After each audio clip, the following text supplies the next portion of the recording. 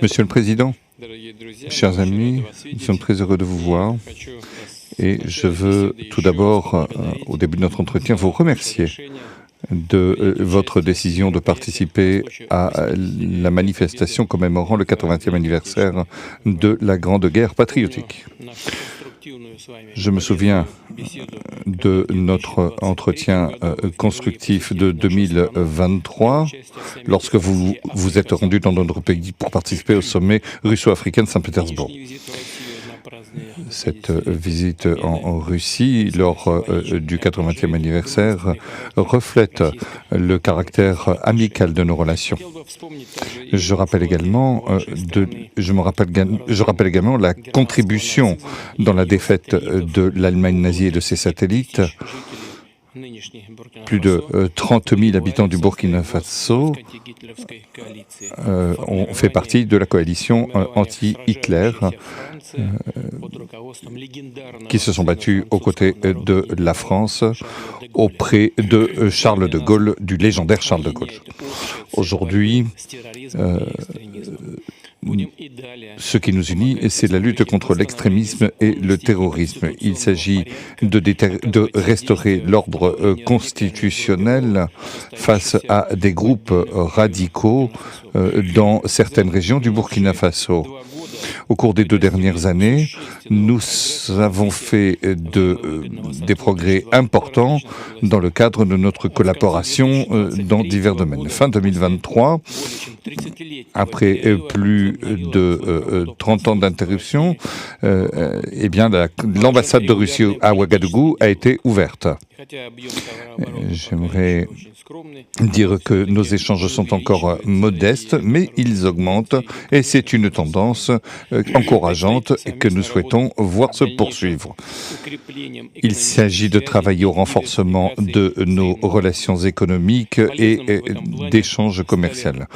Je mentionnerai ce qui a été fait en octobre 2024 au cours des journées économiques du Burkina Faso en Russie. Une délégation a été accueillie avec le Premier ministre. Nous avons créé une commission intergouvernementale et à la fin de l'année dernière, nous avons créé aussi un groupe de travail. Nous allons continuer à aider votre pays dans la préparation et la formation de nouveaux cadres en 2024 et 2025. Le quota des bourses russes pour les citoyens du Burkina Faso va être multiplié par 2. 27 étudiants seront accueillis, 27 étudiants supplémentaires sur le compte du budget fédéral. S'agissant des relations culturelles, à Ouagadougou, nous avons ouvert en 2024 la maison russe où est enseigné le russe. Nous avons aussi un potentiel de coopération en matière de santé. Le 24 et le 25 avril, Madame Popov s'est rendue à Ouagadougou. Elle s'occupe des conditions et de développement de laboratoires scientifiques à Ouagadougou. Nous souhaitons poursuivre ces efforts. L'année dernière, nous avons livré 25 tonnes de blé et nous souhaitons livrer d'autres denrées alimentaires. Nous enregistrons également une coordination de nos efforts sur la scène internationale avec le Burkina Faso. Nous avons également tenu des consultations avec les pays de la Confédération des pays du Sahel, comme en témoigne l'événement qui s'est déroulé en avril de cette année à Moscou. Je vous remercie de votre attention. Merci beaucoup.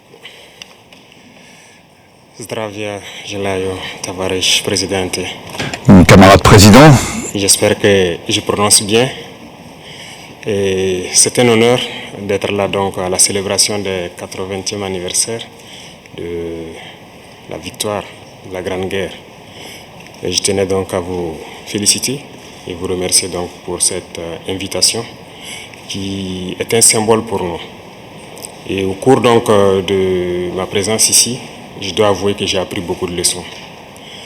Cette séance que j'ai pu assister avant le dîner la veille, la séance culturelle, m'a fait comprendre que l'histoire et la culture sont le socle pour bâtir une armée forte et résiliente.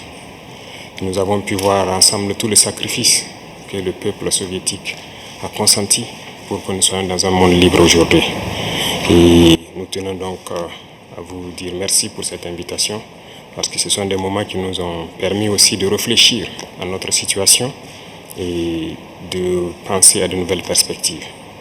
Et sur ce, je pense que les obstacles que nous avons aujourd'hui devant nous ne doivent pas nous arrêter.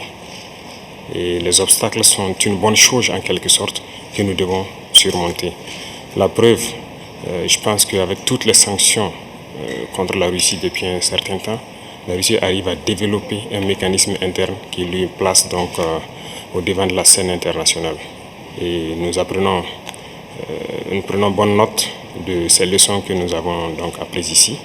Et même au niveau de la parade, je tiens à dire que j'ai été émerveillé de voir l'enchaînement donc des engins qui ont défilé devant nous, notamment depuis le char mythique T-34 qui a gagné donc lors de la Grande Guerre et jusqu'aujourd'hui au char moderne. Combien donc l'armée russe s'est modernisée, combien la technologie donc a participé à renforcer cette armée. Et dans ce cadre, nous souhaitons que la coopération que nous avons puisse se renforcer de façon exponentielle. Je vous remercie déjà pour tout ce qui est fait pour nous, notamment ces bourses d'études qui sont octroyées au Burkina et qui vont s'accroître. Et ce matin, j'ai visité donc l'université de chimie et je disais que le volet sur lequel nous allons axer après la défense et la sécurité, c'est le volet de l'éducation. C'est ce volet qui nous intéresse le plus, notamment les sciences. Il faut que la Russie puisse nous aider à former notre jeunesse, notamment dans le domaine des sciences, pour que nous puissions développer chez nous la machinerie, en gros. Que ce soit la machinerie qui va avec l'armée ou la machinerie qui va avec l'industrie. Parce que c'est à ce seul prix que nous pourrons nous développer au sein de l'Afrique. La guerre qui nous est imposée aujourd'hui, nous pensons que ce n'est qu'une manifestation aussi du nazisme. Parce que le terrorisme qui est là aujourd'hui n'est pas du terrorisme, c'est de l'impérialisme. Ce sont nos terres qui intéressent ceux qui nous combattent. Et donc, finir avec cette guerre, avoir une armée forte et lancer le développement de notre patrie, telle est l'essence donc de notre combat. Et nous comptons sur vous pour surtout former nos cadres. Parce que la coopération, telle qu'on le dit, très souvent en Afrique, on aime avoir beaucoup de demandes. Nous savons que vous êtes dans une opération militaire spéciale. Nous comprenons tous les défis qu'il y a. Et le lendemain, qui est incertain pour le monde entier, nous pouvons comprendre ça. Donc nous ne serons pas là peut-être à demander beaucoup de choses, à demander de l'aide ou quoi que ce soit. Mais l'aide que vous pouvez nous octroyer, c'est surtout ce transfert de connaissances que nous voulons. Et donc nous souhaitons avoir plus de bourses et voir dans quelle perspective nous pouvons nous-mêmes donner des bourses à nos étudiants pour étudier ici. Et dans un troisième temps, comment est-ce que les universités ici peuvent se dupliquer au Burkina Faso, notamment celles que j'ai visitées. Et aussi, il y a beaucoup d'autres universités dans le domaine des sciences. Comment on peut les dupliquer au Burkina Faso avec tous les laboratoires nécessaires qu'il faut pour former de manière pratique nos jeunes et que nous puissions être donc au cœur de notre propre développement. Donc c'est la demande essentielle que nous avons actuellement dans le contexte que nous vivons pour pouvoir transformer tout ce que nous avons sur place, produire beaucoup de choses nous-mêmes et que le Burkina Faso soit un hub où beaucoup de jeunes Africains vont venir et apprendre aussi la science. Parce qu'ici en Russie, vous avez d'éminents scientifiques et il y a eu beaucoup de savants que nous continuons donc d'étudier leurs œuvres. Et je pense que c'est un havre où nous pouvons soutirer la science pour nous développer. L'autre chose, c'est surtout dans le domaine militaire. Nous avons beaucoup de projets avec donc, le ministère de la Défense. Nous souhaitons donc